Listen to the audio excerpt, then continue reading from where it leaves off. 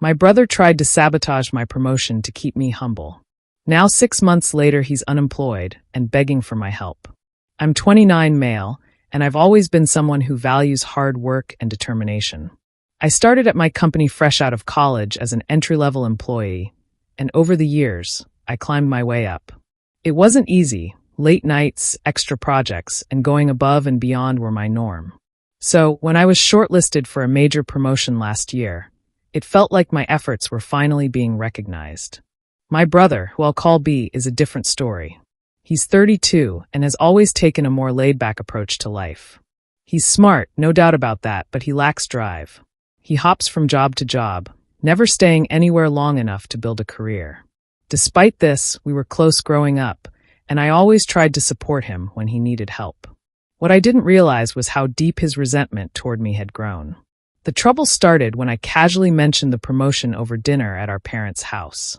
My mom and dad were thrilled, showering me with congratulations and expressing how proud they were. B, on the other hand, seemed unusually quiet. I noticed the tight smile he gave me and the way he avoided eye contact, but I brushed it off. I figured he might be having a bad day. A few days later, I got a strange email from a coworker, forwarding me an anonymous message claiming I was unqualified for the promotion and had been cheating the system. The email suggested that I had lied about my credentials and had been taking credit for others' work. At first, I was confused, then angry. Who would say such things? I took the email to my manager, who reassured me it wouldn't affect my candidacy. "We know your work ethic," she said. This sounds like someone trying to stir up trouble. Still, the email lingered in my mind. Something about the phrasing felt oddly familiar, but I couldn't put my finger on it. Then a week later, I found out why.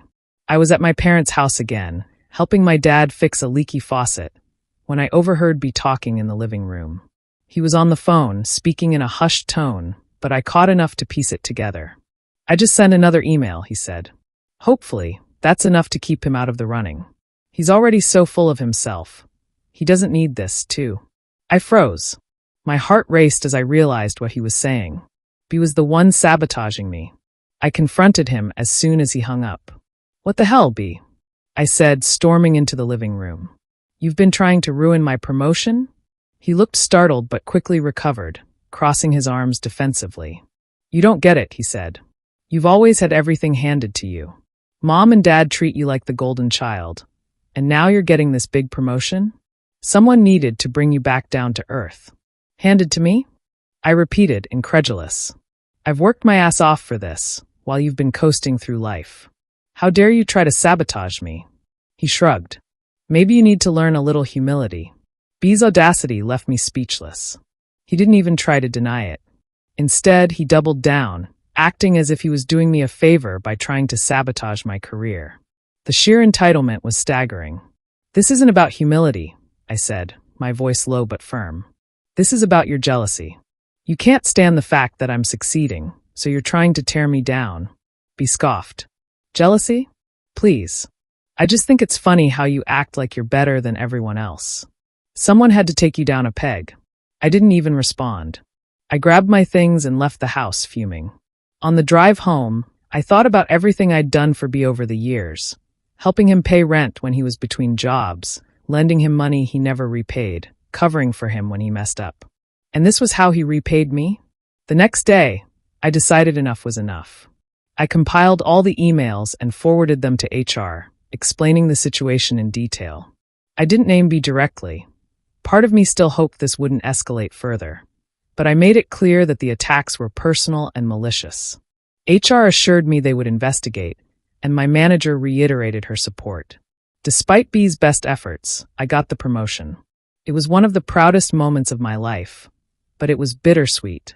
I hadn't spoken to B since our confrontation, and my parents were starting to notice the tension. My mom even called me, asking if something had happened between us. "He's been acting strange lately," she said.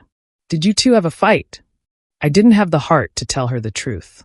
"It's nothing, Mom," I said. "Just some sibling stuff." For a while, things were quiet. I threw myself into my new role, determined to prove that I deserved it. Meanwhile, B's life started unraveling. He lost his job, again, and began leaning on our parents for financial support. My mom hinted that he might ask me for help, but I told her in no uncertain terms that I was done bailing him out. Then, about 6 months later, he showed up at my door. I opened the door to find me standing there, looking disheveled and desperate. "Hey," he said, avoiding my eyes. "Can we talk?" I crossed my arms, leaning against the doorframe. "What do you want, B?" He sighed, running a hand through his hair. "I need your help. Things have been rough lately. I lost my job, my landlord's threatening to evict me, and Mom and Dad can't help me anymore." I raised an eyebrow. "And you think I'm going to help you? After everything you've done?" He flinched, finally meeting my gaze. "Look, I know I screwed up, okay? I shouldn't have done what I did. I was angry and stupid, and I took it out on you. I'm sorry." B's apology hung in the air, but it felt hollow. "Sorry," I said, my voice cold.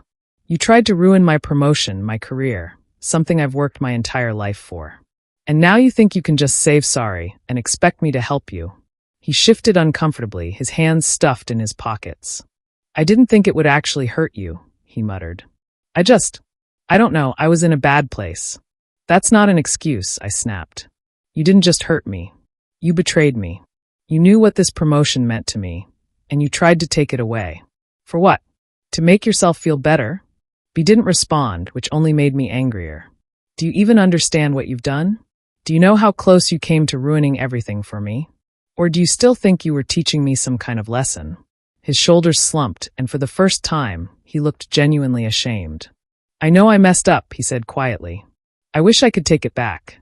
But I can't. All I can do is try to make it right." I let out a bitter laugh. "Make it right? How? By asking for my help now that you're in trouble? You don't want to fix anything, B. You just want me to bail you out, again." "That's not true," he said quickly. "I'm trying to change. I've been looking for jobs, but nothing's worked out. I just need a little help to get back on my feet." I shook my head.